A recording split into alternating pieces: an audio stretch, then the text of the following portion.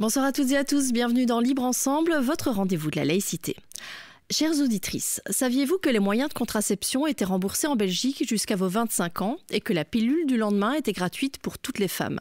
Saviez-vous que si vous êtes victime de harcèlement ou d'insultes sexistes dans la rue, une loi existe depuis 2014 qui peut condamner les auteurs de ces violences? Et saviez-vous que le statut de cohabitant vous est généralement défavorable?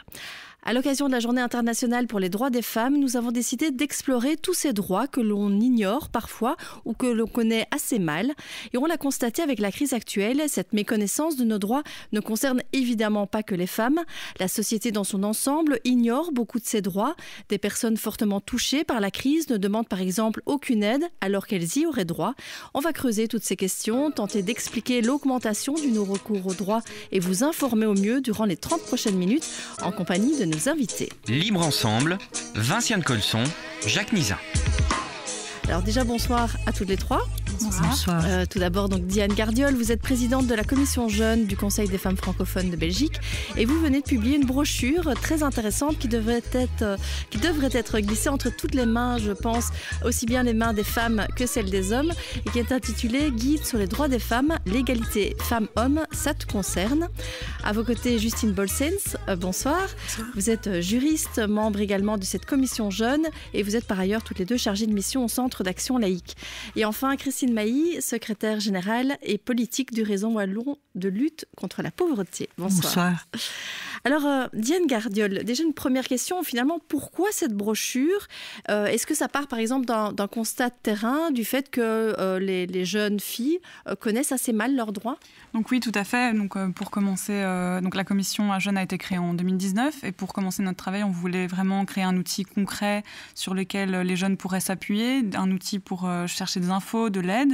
Et dans ce premier outil, on voulait vulgariser le droit parce qu'il est souvent réputé inaccessible et trop compliqué, mais aussi montrer que le féminisme, et on entend par là donc l'égalité entre les femmes et les hommes, c'est indispensable aujourd'hui parce que les inégalités sont toujours là. Et si on ne lutte pas contre les stéréotypes en sensibilisant les jeunes, alors on ne va pas y arriver. Et donc, on est parti de ce constat que les jeunes ne connaissaient pas leurs droits et qu'on n'apprenait pas à les connaître ou à les utiliser à l'école, alors que c'est vraiment le lieu d'apprentissage. Donc, en effet, on vise les jeunes filles comme premier public, mais les garçons aussi doivent lire la brochure parce que l'égalité, ça concerne tout le monde. Et donc, voilà, oui, c'est vrai qu'il y a même des encadrés très spécifiques pour les garçons, oui. Parfois, voilà, où vous interpellez les jeunes hommes aussi en disant, bah voilà, ça te concerne aussi très directement. Tout à fait. Parce que finalement, les luttes féministes ou les combats féministes, c'est l'affaire de toutes et tous. Oui, je pense que c'est l'affaire de toutes et tous, parce que je pense que la question féministe, c'est la question de l'égalité entre les femmes et les hommes, et c'est une question d'apprentissage, une question de déconstruction de finalement notre éducation qui est un peu basée, qui est très basée même sur une répartition des rôles entre les femmes et les hommes, et sur on va souvent mettre les femmes dans une position un peu subalterne à celle des hommes. Donc je pense que les jeunes, filles et garçons, ils reproduisent cet héritage patriarcal de manière un peu, ils s'en rendent pas toujours compte parce que la société dans son ensemble va l'accepter un peu comme une évidence. Et donc je pense que là on est en train de voir que les choses évoluent, que les jeunes sont en train d'un peu se remettre un petit peu, se construire en question. Moi je pense par exemple là les jeunes garçons de secondaire qui avaient mis des jupes pour un peu réagir à la sexualisation du corps des jeunes filles parce qu'elles ne pouvaient pas porter de jupe à l'école. Ou alors il y a même plusieurs initiatives de cercles étudiants à l'ULB qui travaillent sur la notion de consentement. Donc je pense que c'est vraiment une question sociétale de déconstruction et puis de reconstruction un peu plus égalitaire et peut-être plus juste, j'espère.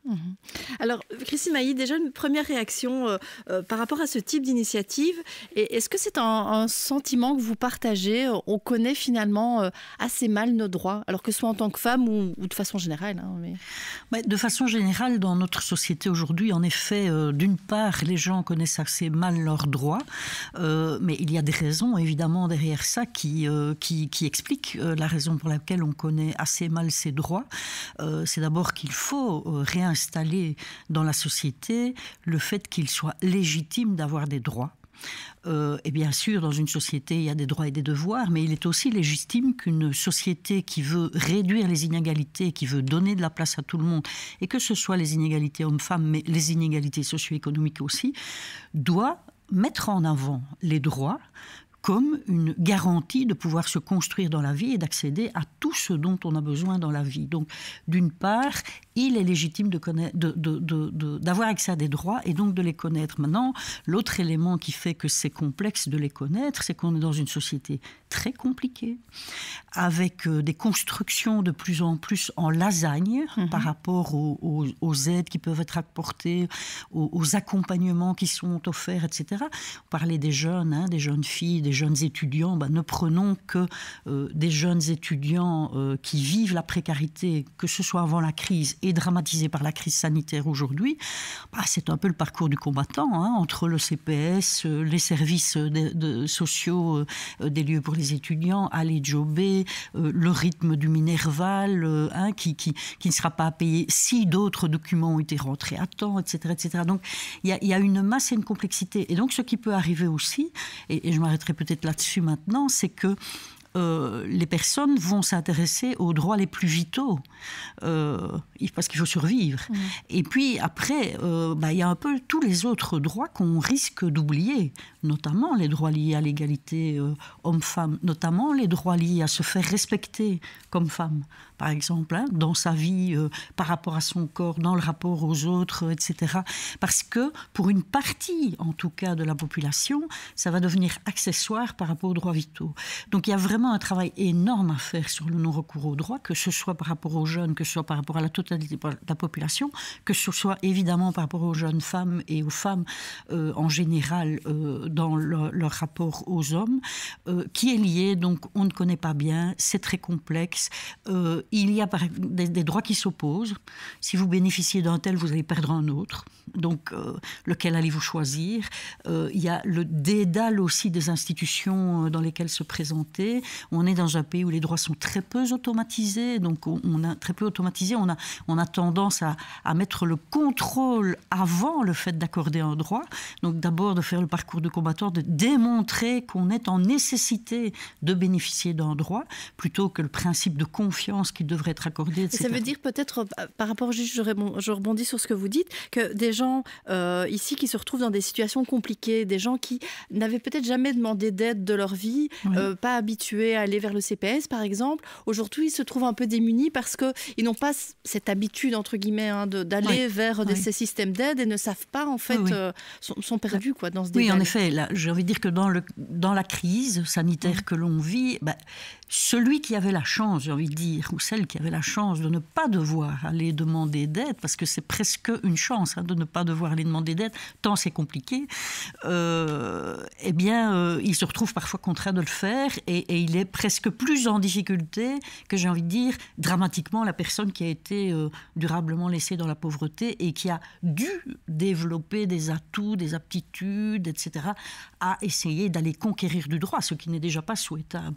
Et donc oui, on voit aujourd'hui, en tout cas nous on est par exemple répondant à un numéro d'appel urgence 1718, on a au téléphone des étudiants qui ne s'étaient jamais retrouvés dans cette situation dramatique-là, des étudiants d'origine étrangère aussi, beaucoup de jeunes d'origine étrangère en très grande difficulté aujourd'hui, des indépendants, des indépendants personnes physiques qui sont dans la dèche, qui téléphonent en disant mais moi je ne sais plus aller faire les courses pour nourrir la famille aujourd'hui parce que je dois choisir entre payer la facture d'électricité ou de location du magasin que je voudrais bien garder ou payer des frais à la maison. Des travailleurs qui sont passés au chômage temporaire et dont la chute de revenus est telle qu'ils sont en difficulté. Donc évidemment, il y a une extension de la palette et on voit que les représentations, vous parliez tout à l'heure des stigmatisations, des représentations, etc., sont puissantes dans notre société. Beaucoup de personnes qui s'adressent à nous au téléphone disent « mais je ne veux surtout pas aller vers le CPS. Mais comment est-ce que je vais faire pour aller chercher de l'aide alimentaire ?» Ce qui est dramatique, d'aller chercher de l'aide alimentaire, ça ne devrait pas exister. Mais comment je vais faire pour qu'on ne le sache pas, pour qu'on ne me voit pas? Comment je vais rester invisible par rapport à tout ça? Donc on voit que l'accès aux droits... Alors pour moi, aller chercher de l'aide alimentaire, c'est pas un droit. Hein. Un droit, c'est d'avoir un revenu, etc. Mais je veux dire, ce qu'on voit de toute façon, c'est qu'il y a une puissante stigmatisation, en effet, par rapport à tout ça. Et donc, voilà, il y a un énorme boulot que la crise aura accentué, mais qui préexistait largement à la crise sur cet accès aux droits structurants qui donne un cadre de vie sécurisant à tout le monde. Alors, du coup, pour justement, vous dites, ça préexistait avant. Diane Gardiol, Justine Paulsens, quelles sont les raisons qui expliquent, selon vous, justement, le fait qu'on connaisse assez mal nos droits? Alors, ici, Christine Mailly a expliqué pourquoi on connaissait mal nos droits, peut-être plus de manière, les droits socio-économiques. Par exemple, tous les droits des femmes, c'est à l'école qu'on aurait dû les apprendre, selon vous, et qu'on ne nous aura pas assez enseigné tout ça? Clairement, je pense qu'on devrait les apprendre à l'école, mais qu'on ne les apprend pas. Déjà, par rapport à l'EVRAS, on sait qu'il y a 15% seulement des Bruxellois qui reçoivent une animation EVRAS à l'école. Donc, EVRAS, éducation à la vie relationnelle, affective et sexuelle. Et alors que ça devrait être généralisé, harmonisé pour tous les jeunes. Et aussi, les cours de philosophie et citoyenneté, ça pourrait être des cours où on pourrait justement apprendre à être des citoyens, des citoyennes, et apprendre justement tous nos droits. Et c'est quelque chose qu'on n'apprend pas et qu'on constate qui manque fortement aujourd'hui.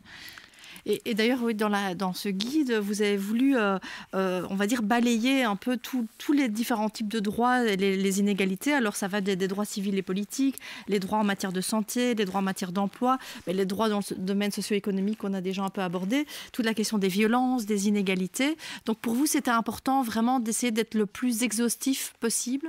Donc oui, voilà, en fait, on a décidé de présenter finalement chaque droit de façon simple. Donc, dire, voilà, c'est quelle loi qui s'y rapporte, mais sans avoir de blabla juridique, et de toujours avoir des points de contact pour les jeunes, justement, pour qu'ils puissent demander de l'aide ou du soutien ou plus d'informations, tout simplement, pour vraiment leur donner un outil concret pour la vie de tous les jours. Et on a vraiment essayé de faire tous les domaines de la vie quotidienne et aussi moins quotidienne. Et donc j'espère que c'est un pari réussi. Et alors, j'ai envie de me tourner vers vous, Justine Paulsens, parce que vous êtes juriste et, par exemple, moi, il y a une loi que je connaissais très peu et que j'ai un peu découvert en lisant le guide. C'est cette loi qui tend à lutter contre le sexisme dans l'espace public de 2014. Et donc, finalement, je trouve que c'est une loi qui est assez méconnue parce que être harcelé, recevoir des propos sexistes, des insultes sexistes dans la rue, une grosse majorité des femmes l'ont déjà vécu. Et en fait, aujourd'hui, c'est condamnable. Oui, je pense qu'il y a un premier constat sur lequel on peut partir, c'est que oui, les droits sont méconnus et qu'on oublie souvent un peu l'essence du droit et pourquoi est-ce qu'il existe. Et finalement, c'est quelque chose qui peut aider l'individu, ça peut être un outil d'émancipation, ça peut l'aider à choisir et à améliorer éventuellement sa situation. Et donc je pense que là, c'est un peu l'idée aussi. Et alors là, pour la loi donc, qui a été votée et adoptée en 2014, on est parti en fait d'un constat, et plus particulièrement d'un reportage de Sophie Peters, qui était femme de la rue. En fait, on va la voir se faire harceler à plusieurs reprises dans les rues de Bruxelles. Et donc, du coup, il y a eu énormément de discussions au Parlement. Et puis, finalement, on a abouti à une loi, à une initiative, finalement, qui est vraiment saluable. C'est chouette de voir que, finalement, on évolue et on travaille sur le sexisme, même en droit, parce que je pense que le droit est en tout cas assez sexiste et parfois on le dit neutre, mais je pense que la neutralité parfois, en tout cas dans le droit, permet pas de répondre aux spécificités des femmes et parfois des hommes. Et donc, je pense que cette loi, elle est très intéressante et elle touche aussi beaucoup de jeunes parce qu'on le sait, Amnesty International avait sorti des chiffres et estimait que 48% des jeunes avaient déjà fait l'objet de violences sexuelles avant 19 ans. Donc voilà, donc cette loi, elle travaille justement sur ces violences sexuelles, sur le harcèlement sexuel plus précisément. Donc, ce qu'elle entend par là, c'est les gestes et les comportements qui ont pour but d'exprimer envers une personne un mépris en raison de son appartenance sexuelle ou alors de la rapporter à sa dimension sexuelle. Donc, vraiment dire, voilà, t'es une femme et maintenant je vais te harceler en raison de ta situation de femme. Mmh. Et donc, cette loi, elle est positive, mais elle est mal appliquée. On le voyait dans les chiffres de la police, il y a entre 55 et 70 plaintes qui sont déposées par an qui mobilisent cette loi. Donc c'est clairement un problème. Il y a plein de critiques qui ont été faites autour de cette loi. On est en passe de travailler. Sarah Schlitz, secrétaire d'État, est en train de dire qu'elle veut faire évaluer cette loi. C'est pas encore le cas. Oui, parce que c'est difficile de prouver, notamment, évidemment, il y a toute cette question-là. Oui, clairement. Et puis, si effectivement les gens ne le savent pas, si les filles, en l'occurrence, les jeunes filles ne savent pas que cette loi existe, c'est difficile après d'aller porter plainte. Ben voilà, moi j'ai essayé d'un peu trier toutes les critiques que je voyais sur cette loi et je pense qu'il y a déjà la difficulté de la preuve, la difficulté d'identifier l'auteur. Il y a aussi la banalisation finalement du harcèlement, tant par la victime mais aussi par l'auteur et finalement par les témoins aussi. Ça, je trouve que c'est plein de points sur lesquels on doit vraiment porter une attention particulière. Parce qu'en fait, c'est tout un travail aussi dans la prévention. Si on dit le harcèlement, non, on dit non au harcèlement sexiste dans les rues, du coup, je pense qu'on arrivera peut-être à moins appliquer cette loi, mais parce qu'on aura prévenu, mais aussi à parler peut-être plus du harcèlement et à dire, voilà, là, je suis en train de me faire harceler, il y a une loi qui existe, tu peux aller à la police aussi sera plus informée. Enfin, c'est tout un cercle finalement, et c'est un peu l'idée de... D'accord, avoir une loi qui consacre un droit, c'est intéressant, mais son application demande aussi des moyens et du travail, des formations, etc. Et alors, donc une autre catégorie de ce guide, c'est toute la question des droits dans le domaine socio-économique, de toute la question des inégalités.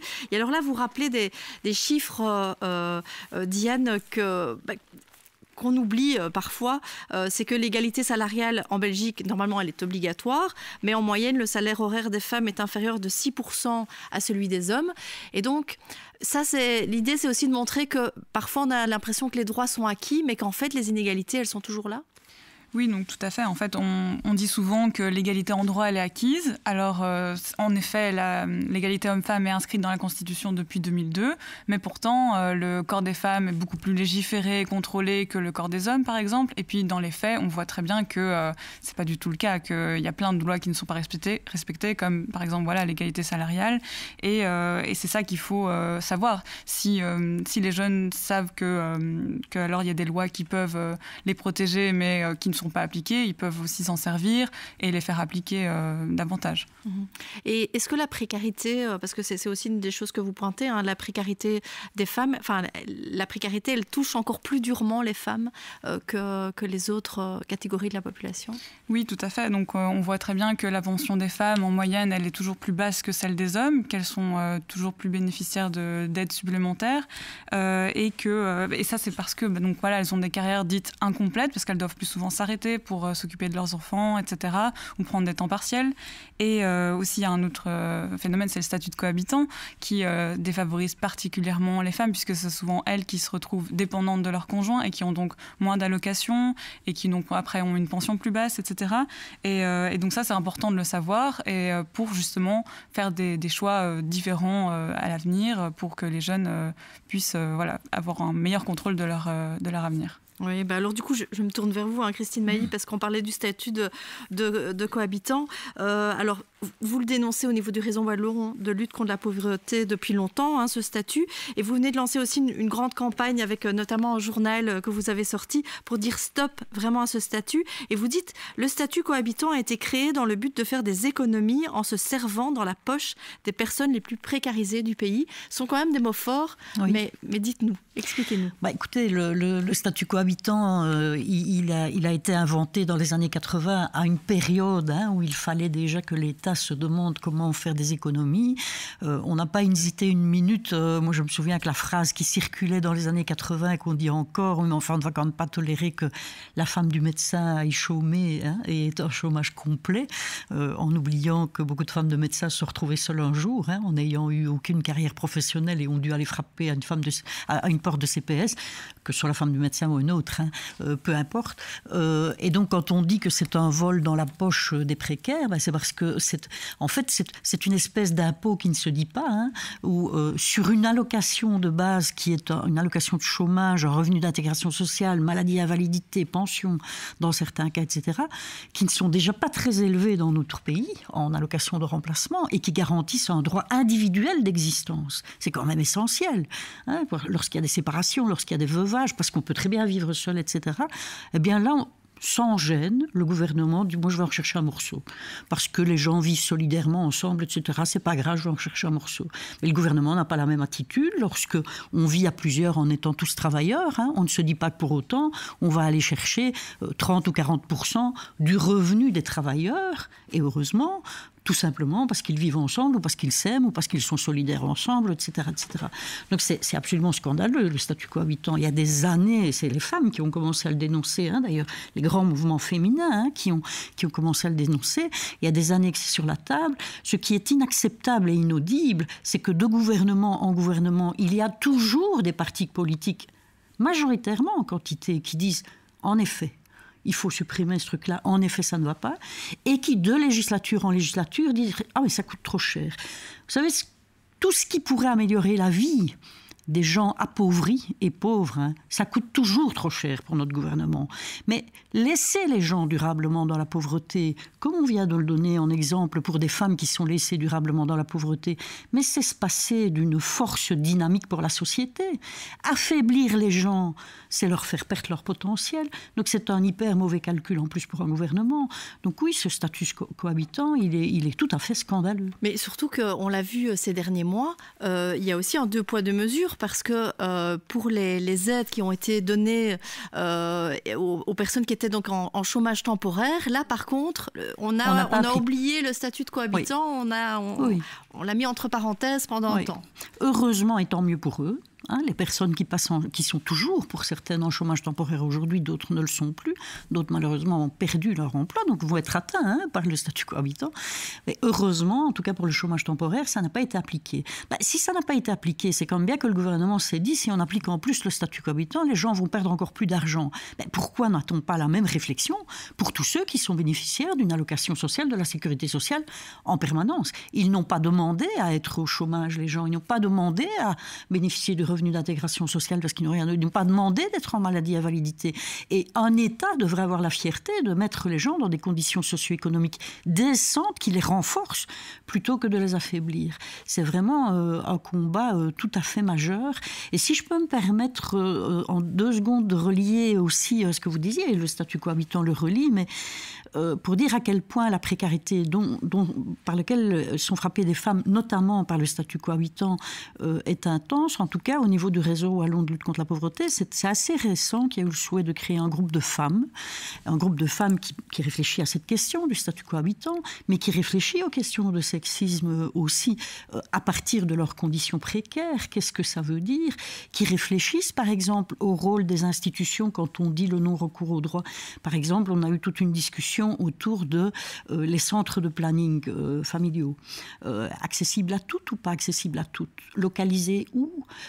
Comment est-ce qu'on communique? Qui le connaît, etc. Qui sont des centres tout à fait précieux, connus par certaines personnes dans la pauvreté, mais connus par d'autres. Et donc, tout ce travail, il faut le faire parce qu'il faut briser dans la tête des femmes qui sont dans la pauvreté, qui sont tellement besogneuses pour se faire survivre, faire vivre les enfants et faire vivre le ménage. Parce qu'en général, c'est la femme, même dans un couple à deux, dans la pauvreté, qui va aller au CPS, qui va aller chercher les colis, qui va régler une facture, qui va aller trouver l'école. En général, c'est la femme, en plus. Eh bien, elles sont soucieuses de s'associer à ce combat à partir de leur réalité, évidemment pour sortir de conditions socio-économiques indécentes, mais aussi d'une considération pour qui elles ont le droit, qu'elles auraient le droit d'être dans la société. Voilà. Et le statut cohabitant en est une partie extrêmement importante.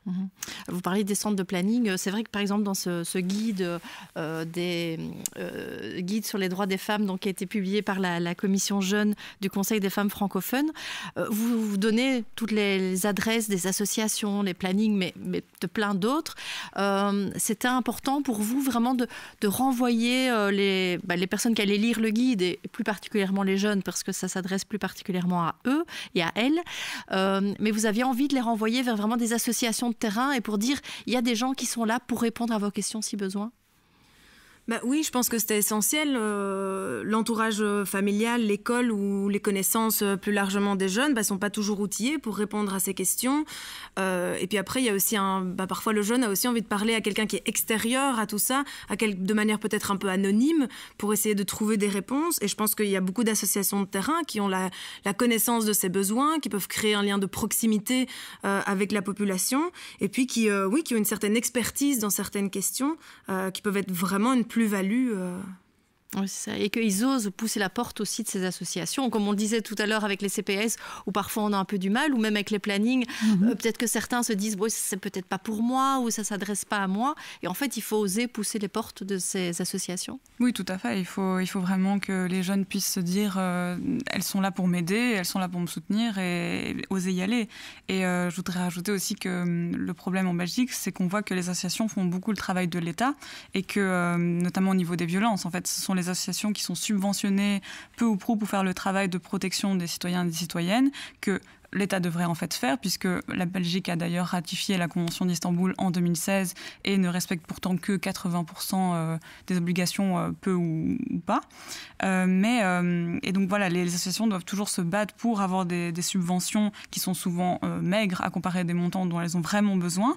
Et la conséquence, c'est que ces associations sont pas si connues du grand public. Donc on voulait vraiment diffuser l'information au maximum pour qu'en cas de besoin, les femmes savent vers qui se tourner avant que leur situation, possiblement, en empire. N'oublions pas que l'associatif a souvent été à l'origine de ce qui est novateur.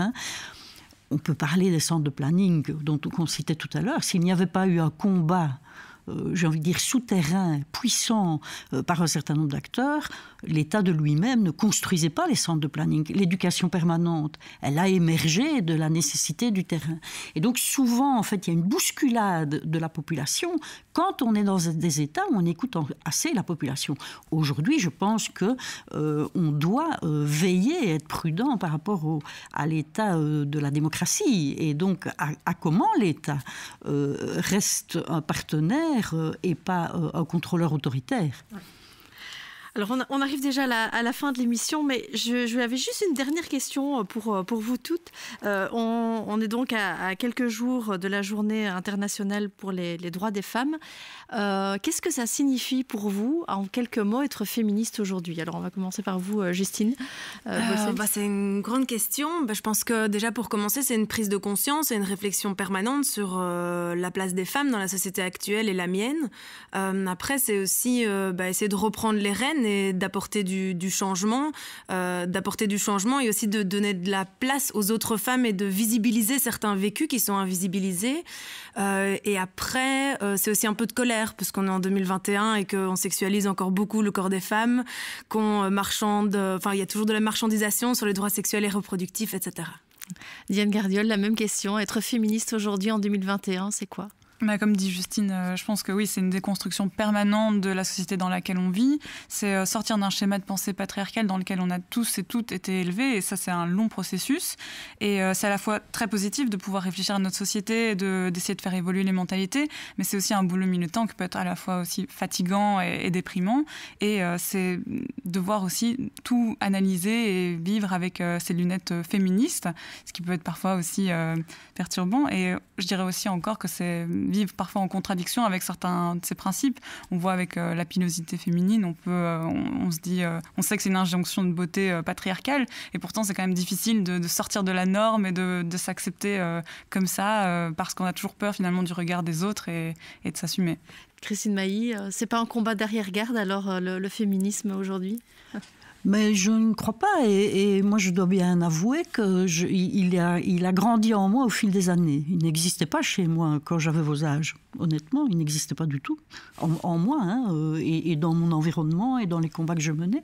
C'est au fil du temps qu'il a pris de la place. Donc moi, ce que ça veut dire aujourd'hui, c'est que je suis assez admirative de la prise en main par les jeunes générations de femmes de la question. Je pense aussi que pour moi, évidemment, le féminisme, c'est aussi de voir comment on réduit les inégalités entre femmes et les inégalités vis-à-vis des hommes, évidemment, et les inégalités vis-à-vis du système aussi. Donc, qui décide à quels endroits et où sont les femmes pour décider à quels endroits sur l'ensemble de l'organisation de l'État.